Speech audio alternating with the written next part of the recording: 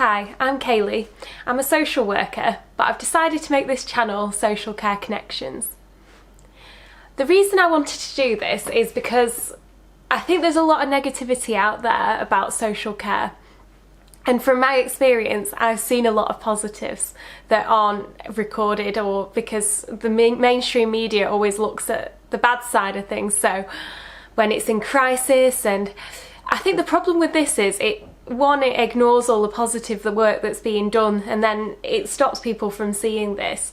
But also, it creates a sense of despondency and fear, really, that everything's going wrong, and that can mean that people get disillusioned and don't feel that there's any point in really contributing to the community, because it doesn't feel that way. It doesn't feel like a positive thing that's moving forward.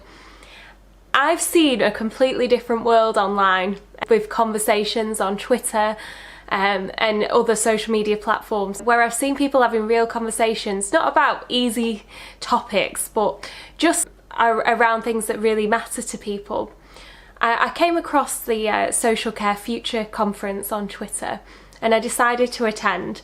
When I arrived, I was one of the few frontline social workers, and I was quite surprised by that, really.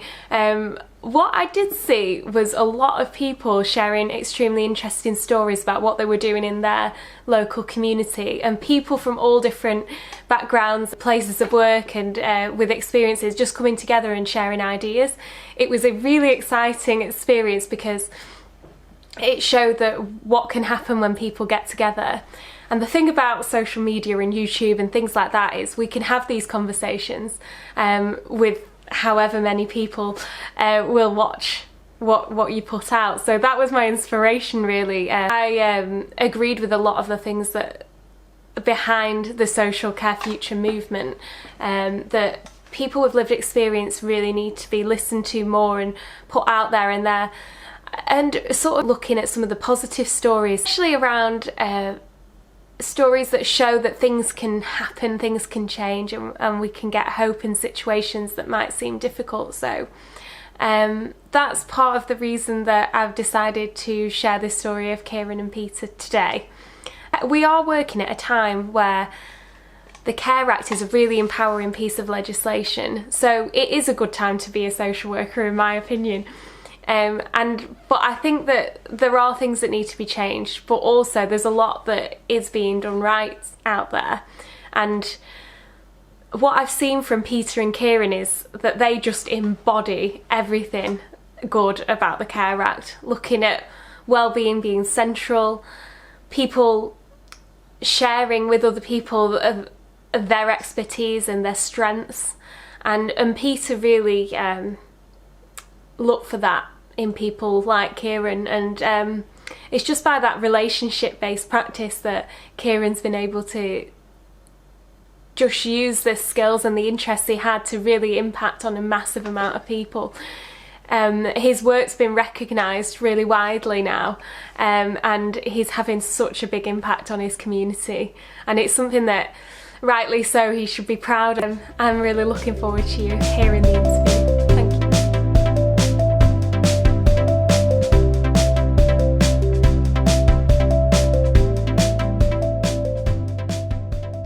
I was introduced to the McIntyre charity when I went to the Social Care Future conference. Right. And you've been to that before, haven't you? Yes, I have. What do you think about that? Well, as I say, it's always a great experience to go to these kinds of conferences, so I can tell everyone about all the things that I do within my local community. Yeah. And they always have very, very positive things to say about the things I do, like run my film club, and I also told them about my job at Cineworld, and it's very positive. It's just I always enjoy going to these conferences to support local charity McIntyre. It's just great. I really enjoy going to conferences. So tell me about everything that you're doing with the cinema. Well, at the moment, before I was on the cinema side, I had two jobs. I worked on the Starbucks side before I came onto the cinema side. So I made coffees, baristas, macchiatos, Americanos, a latte, cappuccino, hot chocolates. And then all of a sudden one day where we were all doing our bit to try and get Starbucks section open, my former boss Natalie and Nicola from Cineworld Speak have offered me and another employee an opportunity to work on the cinema side. Yeah. So it came out of nowhere for me. It was unexpected. So that same day I went home. I had a chat with my mum and dad, and my mum and dad think that I should go for it. And then next day I thought about it and I took the opportunity. It was a huge opportunity I couldn't turn down. I always wanted to work on the cinema side of the cinema, because every single person knows, everyone I know around me know that I really want to work in the cinema. And as of now, I finally achieved that dream of working in the cinema. Yeah, I've read a lot about you because you've had quite a few people interviewing you and doing various articles. I know, yeah, exactly. You're a bit famous, I think. Yeah. But and it said that you've always loved film. Yeah. So ever since you've been a child, you've just loved it. Yeah. And film. you're connecting people through film now, aren't you? Yeah. With your club. So can you tell me a bit about that? Well, we got it off the ground in 2018. So we went over to Fairfield and Howey Neighbourhood Projects. Mm-hmm. And me and Pete did a deal with James Goodis, my mentor, and Pete and me and James agreed that we should get the film club going at Fairfield and Howey Neighbourhood Project. So the first film me and Pete went to watch there was Paths to Glory, and it was a very, very old World War I movie. Mm-hmm. And then a month later we went to watch It's a Wonderful Life, a Christmas movie. I love that film. Yeah, well, I must say you must have very good taste in films like me then. Thank you. And then just last year, 2019, I finally got off the ground, and my first film I ever shown at my Autism Friendly Film Club was the Golden Compass. Mm-hmm. And since then, I kept getting lots and lots of new members coming to it. It was like November last year, I broke the record and I had 27 people coming to it. Wow. So I had a multicultural generation of people who from the past and the present that came to me film club to watch the Polar Express. And just recently it celebrated its first birthday as well on the 30th of January 2020, 31st of Jan 2020. And that was on that day a year ago I showed the Golden Compass that night. So I picked the themes, I picked the films that we're going to show for the Autism Friendly Film Club. Like this month it's going to be Irish themed because it's St. Patrick's Day obviously next week. So the film I'm going to show for that month is The Commitments. Brilliant.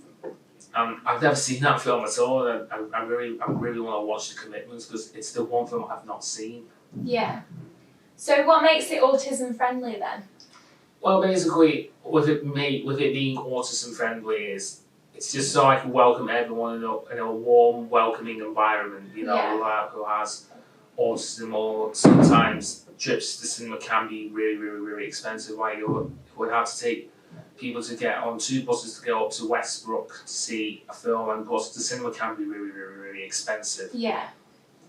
But now that this new cinema, Cineworld's just opened up, it's right on their doorstep. They can just get 1 bus into town and then they're there. Yeah.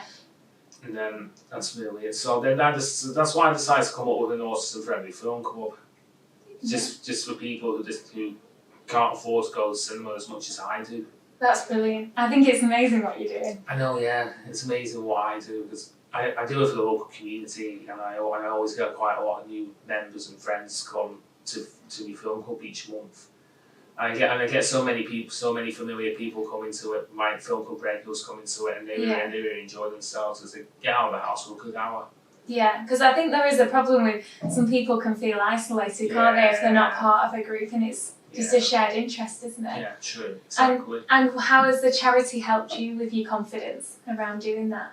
Well, as I say, the charity itself, it really, really helped me boost my confidence with interacting with people, and with the Autism Friendly Film Club that I made, it really has helped boost my confidence in getting people to come and getting regulars to come to watch, to enjoy a good film and talk about it and tell them what to expect from it. And they really do enjoy themselves going to my film club, and I always get lots and lots of positive feedback from it. Well, that's brilliant. I think the last thing I was going to ask is if there's anyone that doesn't know what autism is, can you give a little explanation of that, do you think? How it affects you? Well, even though I haven't been officially diagnosed with autism yet, but for me, autism it would probably mean for me is I don't know how to explain it, but I probably think like it could be due to loud noises, in a film and in the cinema. Years ago, long before I got used to the sound in the cinema, I always kept putting my hands in my ears, over my ears, because it was too loud. But then all of a sudden, years later, I grew out of it, and then I just sat there and I just enjoyed the immersive experience of what the film is being shown. Yeah. And I really do enjoy it, because that's why it really did inspire me to run an autism-friendly film club. Not as loud, the volume can be turned down a little, can be adjusted a bit. So that's why I really wanted to get the autism-friendly film club off the ground. Cause it's great for people, and it's great for me because I run it and host it. Yeah, you do a lot then, really. Yeah, I really do a lot for the community. And it's just so worth it, really, to be fair. I really enjoy doing my autism-friendly film club. Perfect. Well, I think we've told them. Is there anything else that you think people need to know, or do you think we've covered everything? I think we've covered everything. Perfect. Well, thank you. You're absolutely welcome.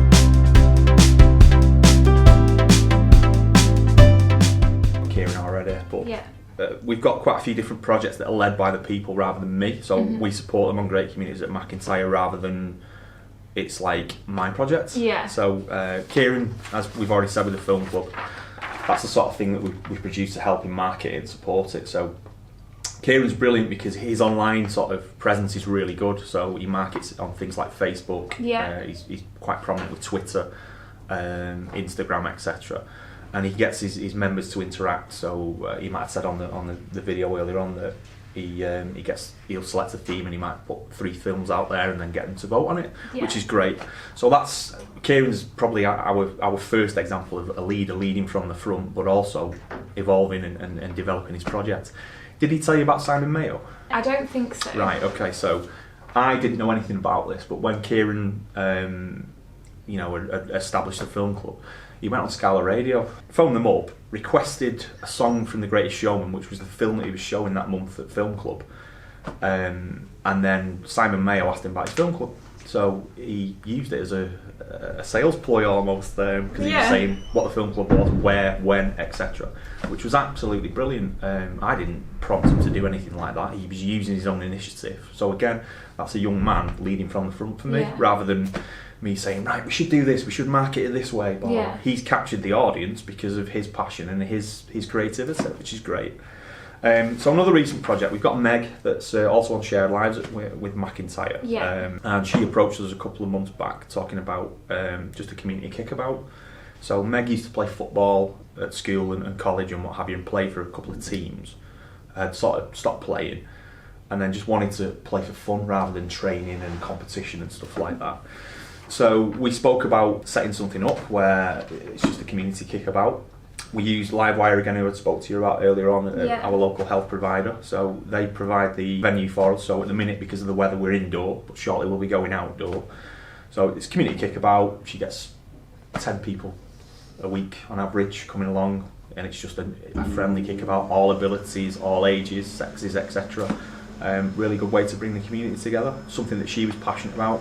Nothing to do with me, like I say, her idea. I just connected her up with the assets and the organisations and the people that can help that.